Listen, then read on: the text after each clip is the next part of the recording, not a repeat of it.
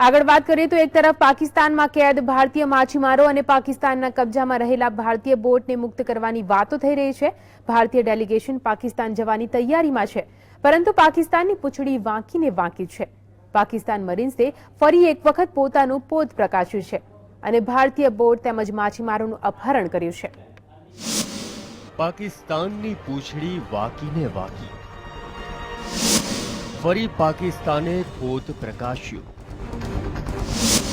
ફરી ભારતીય જળસીમામાંથી કર્યું અપહરણ। પાકિસ્તાન મરીન્સની કરતૂત વારંવાર સામે આવે છે। ભારતીય જળસીમામાં માછીમારી કરતી એકલ દોકલ બોટને અને માછીમારોને પાકિસ્તાન મરીન્સ નિશાન બનાવે છે અને અપહરણ કરીને લઈ જાય છે પાકિસ્તાન।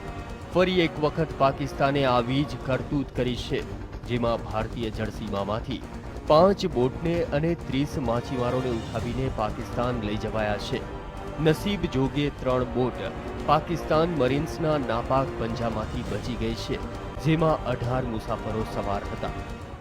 અવારનવાર ઘટના બને છે। છેલ્લા સિઝન માછીમારની સિઝન શરૂ થઈ ત્યારથી 41 બોટ અને 440 જેટલા માછીમારો પાકિસ્તાનના કબજામાં છે, પણ એક પણ બોટ છોડવામાં આવી નથી।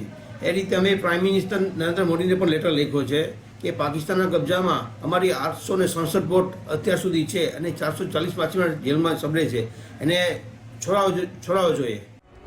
પાકિસ્તાનના કબજામાં ભારતની અનેક બોટ છે અને માછીમારો પાકિસ્તાનની જેલમાં સબળે છે, જેમાં છેલ્લા 5 મહિનામાં 43 બોટ અને 240 માછીમારોનું પાકિસ્તાને અપહરણ કર્યું છે। આજ દિન સુધીની વાત કરીએ તો પાકિસ્તાનના કબજામાં ભારતની 867 બોટ છે, જ્યારે 440 જેટલા ભારતીય માછીમારો પાકિસ્તાનની જેલમાં સબળે છે। ત્યારે 2 માછીમાર અગ્રણી સાથે ફિશરીઝના 2 અધિકારી પાકિસ્તાન જવાના છે, જે માટેની કાર્યવાહી પણ કરાઈ રહી છે। આ ડેલિગેશન પાકિસ્તાનની જેલમાં બંધ માછીમારોને મુક્ત કરાવવા માટે પાકિસ્તાન જવાના છે।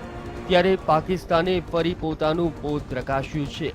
ત્યારે સવાલ એ થાય કે ભારતીય ડેલિગેશન પાકિસ્તાન જશે તો પણ શું પાકિસ્તાનની પૂંછડી સીધી થશે? વિપુલ ઠક્કર, GSTV, પોરબંદર।